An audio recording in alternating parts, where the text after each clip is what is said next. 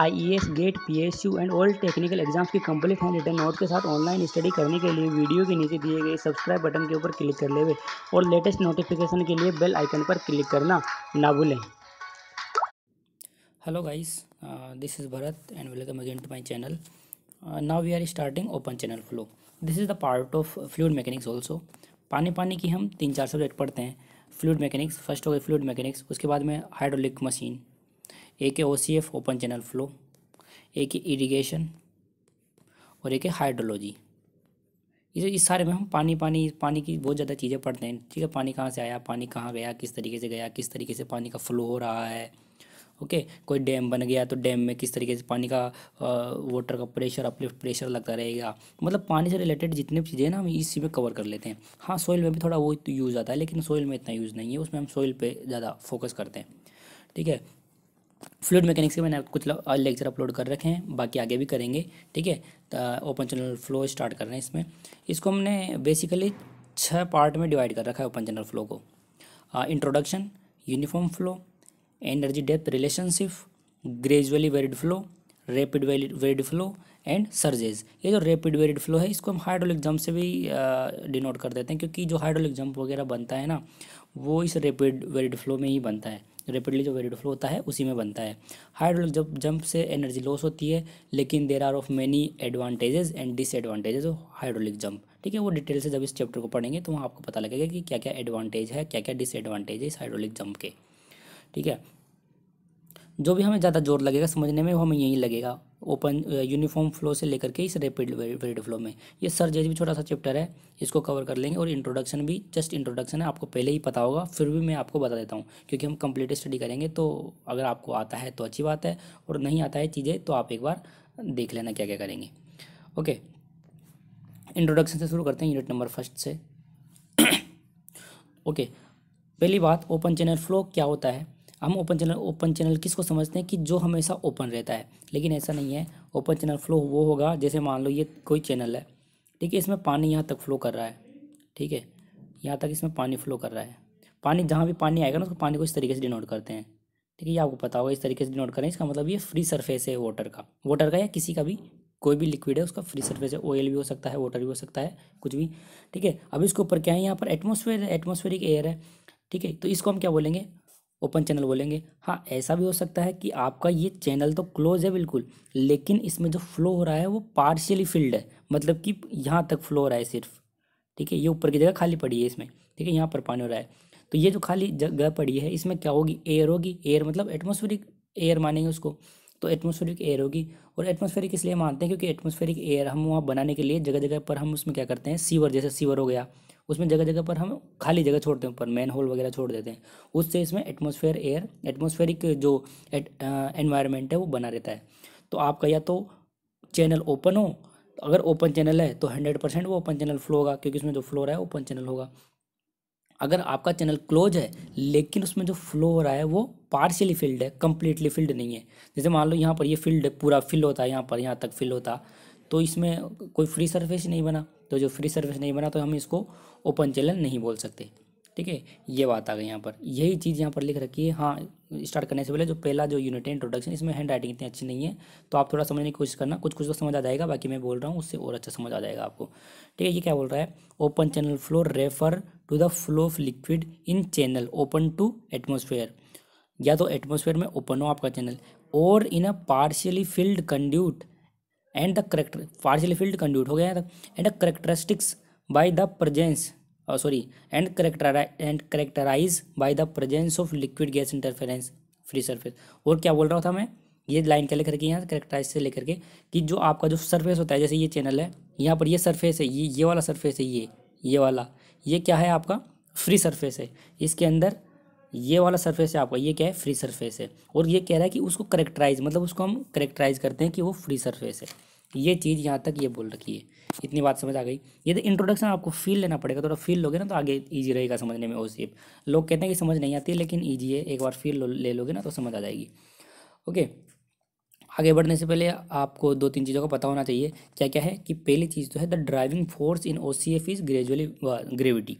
Okay, OCF के अंदर जो भी फ्लो के लिए जो ड्राइविंग फोर्स होता है वो हमेशा ग्रेविटी ही होती है। हम प्रेशर कभी भी यूज़ नहीं कर सकते, क्योंकि प्रेशर हम वहीं यूज़ करते हैं जहाँ पर हमारा जो चैनल होता है वो बिल्कुल क्लोज होता है।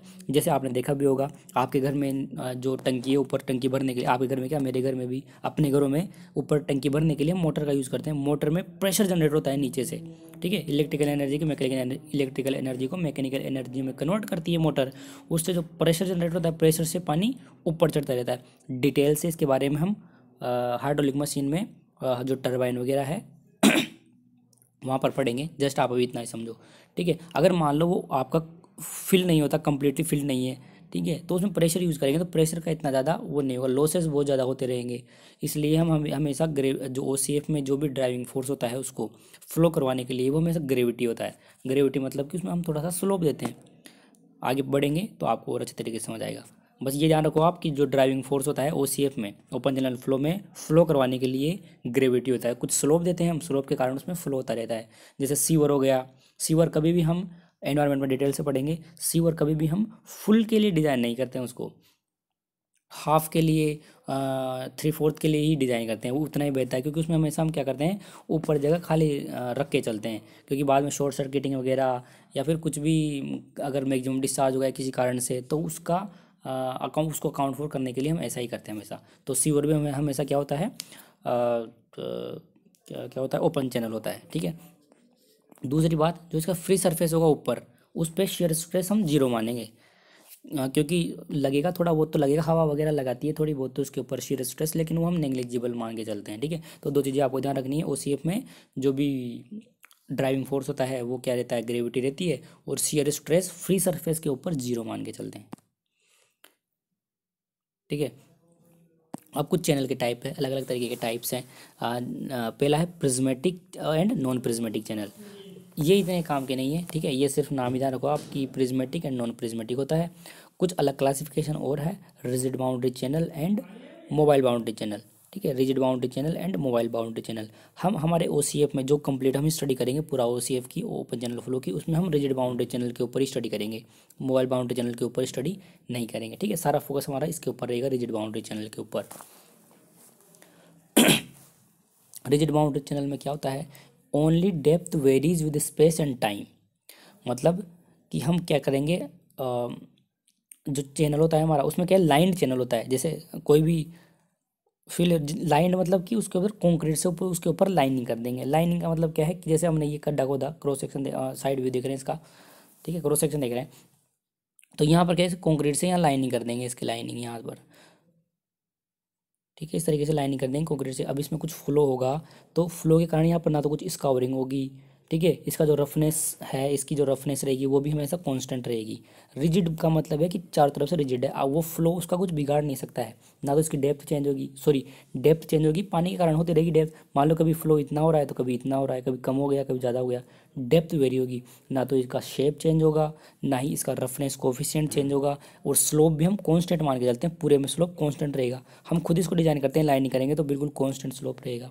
इसलिए क्या कहते हैं हम, रिजिड बाउंड्री चैनल में only depth varies with space and time, time और स्पेस के साथ उसकी डेप्थ वेरी करती रहती है, ठीक है।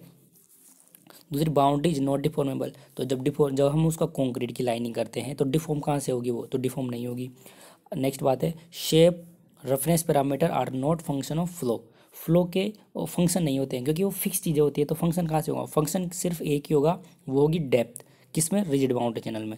अब जैसे इसके एग्जांपल देखेंगे तो क्या क्या हो सकता है, जैसे लाइंड केनाल, केनाल मतलब होती है नाली, तो लाइंड मतलब चारों तरफ से उसके ऊपर कंक्रीटिंग करके लाइनिंग कर दी उसके अच्छे तरीके से, तो लाइंड केनाल हो गया। सीवर हो गया, सीवर भी हमेशा कैसा होता है, कंक्रीट का बना हुआ रहता है, ठीक है। अब एनवायरनमेंट में हम देखेंगे कभी स्टील का, सीवर तो हमेशा कंक्रीट का ही बनाते हैं, ठीक है। हम कंक्रीट ही क्यों यूज़ करते हैं, स्टील पाइप भी होते हैं, सी उसके लिए कौन सा बेनिफिट अच्छा होता है, किस में कोरोजन ज़्यादा होता है, ये हम एनवायरनमेंट में डिटेल से पढ़ेंगे, ठीक है। अभी आप ध्यान रखो कि जो रिजिड बाउंड्री चैनल कौन कौन से होते हैं, जैसे लाइंड केनाल हो गया, सीवर हो गया, कंक्रीटिंग रहती है, पानी का जो फ्लो होगा वो इसका ना तो शेप चेंज कर पाएगा, नहीं रफनेस पैरामीटर इसकी चेंज कर पाएगा, क्योंकि ये कंक्रीटिंग का बना हुआ रहता है, तो पानी इतना अच्छा चेंज नहीं कर पाएगा इसको। नेक्स्ट है मोबाइल बाउंड्री चैनल, और मैंने आपको बताया कि जो हम इसमें पढ़ेंगे OCF में कंप्लीट में, वो हम रिजिड बाउंड्री चैनल के ऊपर ही फोकस करेंगे, ठीक है। नेक्स्ट है mobile boundary channel. Mobile boundary channel इस मोबाइल बाउंड्री चैनल में क्या होता है, इन दिस केस डेप्थ भी चेंज होगी, क्योंकि ये मोबाइल बाउंड्री चैनल वैसा है जो नेचुरली प्रेजेंट होता है, हम उसकी लाइनिंग नहीं करते। जैसे बहुत अच्छे तरीके से बारिश हुई, बहुत तेज़ बारिश हुई, और उस बारिश के कारण कहीं पर खुद ही एक कैनाल बन गई।